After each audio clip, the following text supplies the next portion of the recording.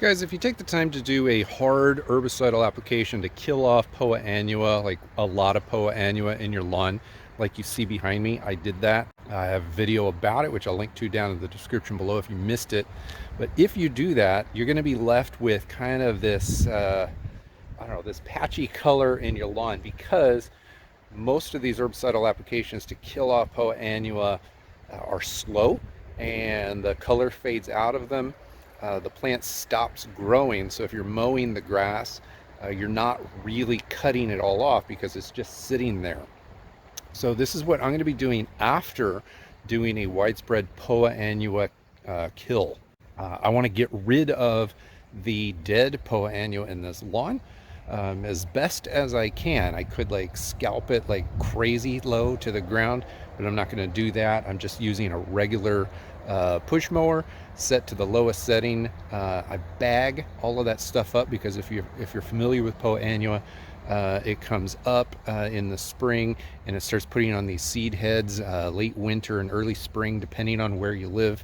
And those seed heads kind of had this this dingy, almost gray color to them. You want to get those things off, because if they go to maturity, then they will reseed the lawn. So I want to get as many of the seeds off of the lawn as possible. Certainly I'm going to be putting down a what do you call it, a pre-emergent in the fall to stop the Poa Annua from regrowing from seed. I've killed it now. I don't want it to come back, but that pre-emergent application is actually going to perform better if I can get as many seeds out of this lawn as I possibly can. So what I'm going to do is I'm going to pull out my dethatcher. I use this thing for so many different purposes. I've got lots of videos online already here where I've used this for various things in the lawn. Can't recommend buying one of these enough. It doesn't have to be this unit. I have owned the Sunjo electric dethatcher. I've owned Greenworks electric dethatcher, and these days I use this Von House electric dethatcher. Any of them will do. Like, they're all going to be better than having nothing. I prefer this one right here.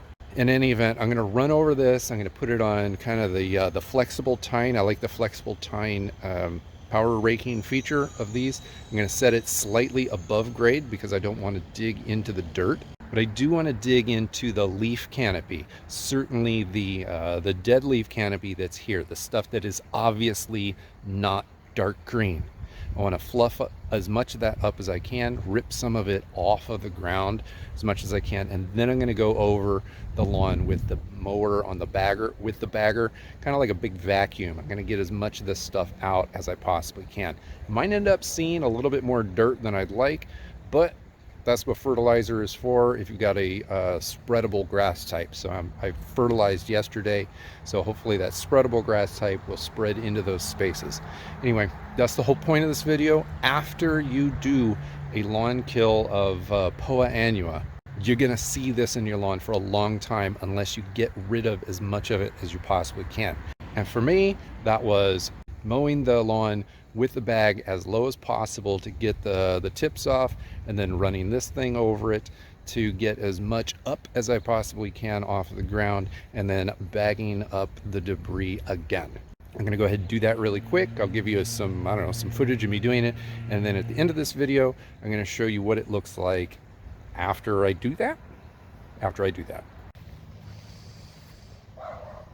All right, I'm going to go ahead and do the rest of the lawn off camera. I might even take it on a 45-degree angle, go back over it as many times as I feel like I'm still pulling debris off the lawn.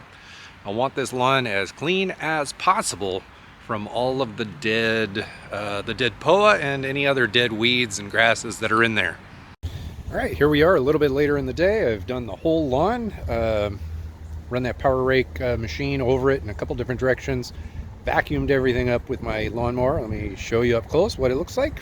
And because of the fertilizer that I put down yesterday, and because of nice warm sunny spring weather, cross my fingers here, but in a couple weeks I think this whole lawn is going to look pretty green, kind of erring on that darker green side with almost no weeds.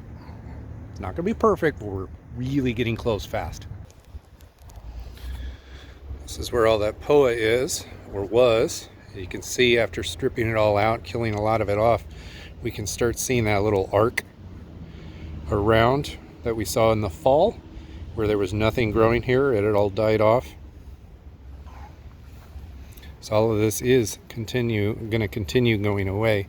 But you see down here we have Kikuyu grass trying to run that way. There's some more trying to run that way. Here's a nice little Kikuyu runner going that way. It's all spreading into this area. As it spreads, it's going to have this nice little look, kind of like this. So here we've got things are just spreading left and right, and as they leaf out, it just kind of fills in and looks like that. This is an area where it's starting to spread over, but it hasn't filled in quite yet. It's another leveling job that I did a couple months ago. So you get all the runners going across the ground. Each one puts out all of their leaves, and the more runners that show up and the more leaves that show up, eventually the whole thing is just a nice little dense turf, kind of like this tiny little patch right next to it.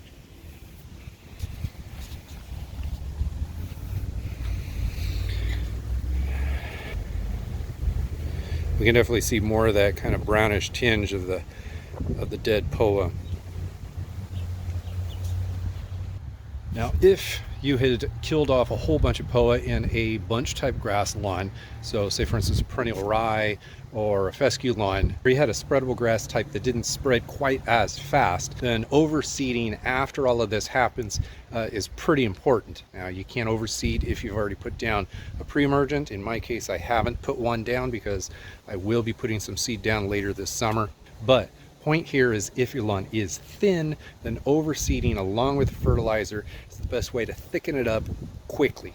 Fill in those dirt, fill in those bare spots. Watch the video right up here. See my method for filling in a thin lawn as quick as possible.